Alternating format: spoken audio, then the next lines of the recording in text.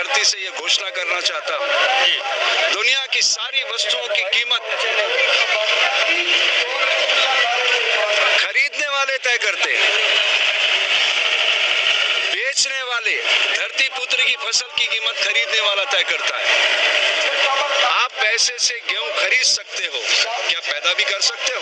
नहीं, धरती पुत्र पैदा करता है। हमने साधु का चोला पहना है, सूर्य की पहली किरणों को अपने शरीर पर धारण किया है, ये जगत को प्रकाशित करती है। तो हमारा संदेश क्या है?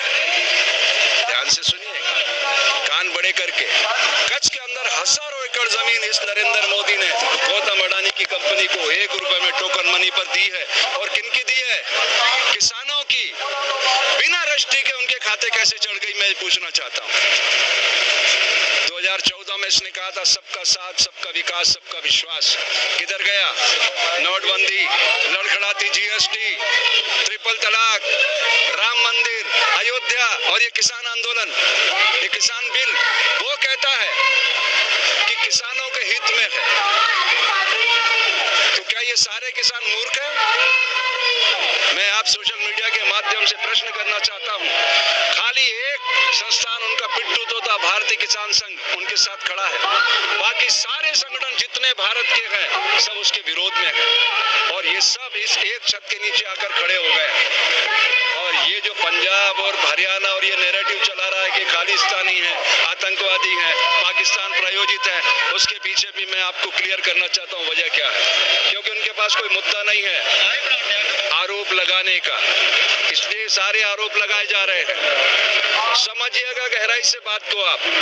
उनके पास कोई मुद्दा नहीं है। उन्होंने चुनाव लड़ा था एक सपना दिखाकर, बड़ा सपना दिखाकर, क्योंकि अमित शाह वहम का व्यापार करता है, एनसीडीएक्स का। सारी जिंदगी उसने सपने दिखाए हैं लोगों को, और ये देश को गुलाम बनाना चाहते हैं ईस्ट इंडिया कंपनी की तरह। तो मैं आप सबसे प्रार्थना करता हूँ, ये देश 1857 में आजादी का आंदोलन शुरू किया था, 90 साल इसने अपने खून से सींचा आजादी को, 1947 में आजादी आई। अनगिनत धर्म योद्धाओं ने बलिदान दिया उस आजादी के लिए। अब ये बड़ा आंदोलन है, ये उससे भी बड़ा आंदोलन है आजादी के आंदोलन से।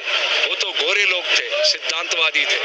अगर कोई उपवास करता था, कोई अनशन करता था, उनकी बात सुनते थे। इनके तो कान और आंखें दोनों बंद है, ऑडियो वीडियो दोनों बंद है, क्योंकि इनके पास 303 बहुमत है लोकसभा के अंदर, राज्यसभा में भी बहुमत आ गया। इन्होंने अमेंडमेंट किया है कानून में।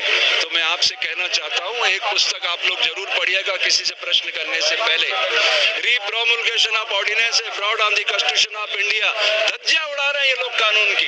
क्या पंजाब से चला हुआ व्यक्ति भारत में भ्रमण नहीं कर सकता? वो रामलीला मैदान में या जंतर मंतर पे आना चाहते थे तो हरियाणा सरकार कैसे रोक रही है? कैसे गड्ढे खोद रही है? कैसे कैनन चलवा रही है? क्या अधिकार है मनोहर खट्टर को? कौन रोकेगा उसको? भारतीय संविधान क्या कहता है? ध्यान से सुनिए।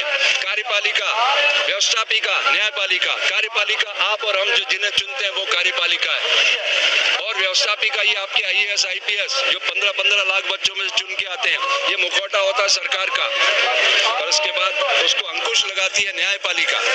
लेकिन ये तीनों ही इस समय इस नरेंद्र, अमित एंड गौतम अडानी कंपनी में तब्दील हो गए हैं। इसलिए मैं देश की जनता से अपील करता हूं, ये पुराने जमाने के आंदोलन भूल जाओ। 10 में से 8 वक्ता नरेंद्र मोदी नरेंद्र मोदी नरेंद्र मोदी करते हैं। मैं उस जमाने में कर रहा था जब लोग डरे हुए थे। आप जाके गूगल पे सर्च करिएगा स्वामी हर्षानंद, आपको पता चलेगा मैं कब से उसके खिलाफ बोल रहा हूँ। मुझे तो पता है व्यक्तिगत रूप से कोई एक मानसिक रूप से बीमार आदमी है, लेकिन देश की जनता बहुत डरी हुई थी। वो डरी हुई जनता को जगाने के लिए मैं अपना आंदोलन चला रहा था। अब मैं अपने मुख से उस विकृत आदमी का नाम लेना उचित नहीं मानता। आपका प्रश्न ही गलत है, सरकार है किधर? वो तो कंपनी में तब्दील हो चुका है। तो है नहीं है, आप गलत कह रहे हैं। मैं बता रहा हूँ, प्रमाण दे रहा हूँ आपको मीडिया के सामने। सरकार कैसे ये प्रमाण दे रही है? हाँ, 2019 में उसने क्या कहा पूरे देश में घूम के नरेंद्र ने, कि आप मुझे वोट करिए, आप एमपी मत चुनिए, मुझे चुनिए, मैं चुनाव लड़ रहा हूँ। रिकॉर्डेड प्रूफ है, आप गूगल पे सर्च कर लो। आपने अपने एमपी नहीं चुने, आपने नरेंद्र मोदी को वोट दिया। यही प्रॉब्लम है, जब आप व्यक्ति को वोट दोगे तो फिर सरकार कौन चुनेगा? आप एमपी चुनते, वो चुनते अपना प्रतिनिधि, तो प्रधानमंत्री चुना जाता तो सरकार होती। ये सरकार नहीं है, प्राइवेट कंपनी है। तिवारी का रागिनी तिवारी। 16 तक अगर यहाँ नहीं खाली हुआ, 17 को आके जाफराबाद के तरीके से खाली कराएंगे। हाँ, कराओ ना। मैं तो कह रहा हूँ जो तुम्हें करना कराओ। अगर तुम गोलियां चलाओगे तो सबसे पहले हर्षानंद का सीना छलनी करना पड़ेगा। इतनी पवित्रता का आंदोलन है धरती पुत्रों का, इन पे आप हथियार कैसे उठा लोगे? शौर्य, पराक्रम, वीरता, साहस के साथ साथ उन्होंने जो सेवा का इश्तिहार यहाँ दिखाया है, सारी दुनिया देख रही है। ये भारत का आंदोलन नहीं है, ये दुनिया के तमाम किसानों का आंदोलन है, दुनिया के तमाम उन योद्धाओं का आंदोलन है जो समाज को अच्छा बनाना चाहते हैं। इस धरती पर सबसे बड़ा क्राइम अगर कहीं है तो वो भारत की धरती पर है, माँ के घर से अछूत पैदा कर देना। मैं योग का विद्यार्थी हूँ, 64 साल की मेरी उम्र है, 42 साल से इस शरीर को पढ़ रहा हूँ। इस दुनिया में सिर्फ दो जातियां, मेल एंड फीमेल, स्त्री और पुरुष, दैट्स ऑल। और ये जो शूद्र व क्षत्रिय ब्राह्मण है, ये बॉडी का इनर अरेंजमेंट है। अगर ये हम समझ जाएं, हर नवजात शिशु सुप्त विवेकानंद को जगाएगा, बिल गेट्स बनेगा, सुंदर पिचाई बनेगा, 5 करोड़ रुपए रोज कमाएगा, दुनिया को खुशहाल बनाएगा। तो मेरे देश का किसान चट्टान की अट्टालिकाओं को फोड़कर धान उपजाता है, उसकी कीमत गौतम अडानी तय करेगा। ये नहीं चलेगा और इस सारी व्यवस्था को हम तहस नहस कर देंगे। सारा साधु समाज एकता के सूत्र में बंध कर आएगा, लिख लीजिए आप। हम सब पाकिस्तानी हैं, बताओ ये प्रमाण पत्र देने वाले कौन है? ये हमें प्रमाण पत्र देंगे? हमने कांग्रेस के शासन में अनगिनत मुकदमे झेले, मैं आरएसएस का प्रचार कर रहा हूँ, रिकॉर्डेड। ये क्या काटेगा मुझे? बंदा बेरा की शाखा चलाता था, ये मेरे सामने बैठकर नरेंद्र मेरे भाषण सुनता था। कुशाभाऊ ठाकरे, बाबा साहब नातोजी, ऐसे विद्वान लोग हमारे बौद्धिक प्रमुख हुआ करते थे। ये क्या हमें ज्ञान देगा ये कल का? हम इससे बहुत पुराने कार्यकर्ता रहे हैं। हम किसानों के साथ इसलिए खड़े हैं कि किसान भारत की आत्मा है और उसकी आवाज देने के लिए हम यहाँ खड़े हुए हैं। ये क्या है, सारे सिस्टम पे कब्जा करके धन के बल पर सारे देश को गुलाम बनाना चाहते हैं। ये नहीं हो सकेगा। देश की जनता जाग चुकी है और मैं देश की जनता से अपील करता हूँ, ये लोकतंत्र को बचाने का, किसानों को बचाने का, इस देश को बचाने का अभियान है। हम सबको मिलकर इस छत के नीचे आना होगा और एक नए भारत के निर्माण में जिम्मेदार भूमिका निभाना होगी। मैं ये चाहता हूँ कि अगर हम बच्चों पे फोकस करेंगे, हर बच्चा सुंदर पिचाई जैसा ही पैदा होता है, हम ही उसे हिंदू, मुस्लिम, सिख, ईसाई बना देते। इसकी जरूरत नहीं है। अब सारी दुनिया ग्लोबल विलेज में तब्दील हो चुकी है। सारी दुनिया इन घटनाओं को देख रही है कि भारत में क्या हो रहा है और नरेंद्र का असली चेहरा समाज देख चुका है। मैं तो शुरू से कहता रहा हूँ, इसको मानसिक रूप से इलाज की जरूरत है, लेकिन हम देश के भोले भाले लोगों ने उसको सत्ता सौंप दी है। नतीजा सामने है। इतने दिनों से आंदोलन कर रहे हैं, उनके कान पे जू नहीं रेंग रही है और ये नए नए नैरेटिव ला रहे हैं अपनी गोदी मीडिया के जरिए। कितनी पीड़ा की बात है। ये आंदोलन नहीं है, ये चिंगारी है आजादी की। सरकार पीछे क्यों नहीं है? सरकार क्या, फिर सरकार है किधर?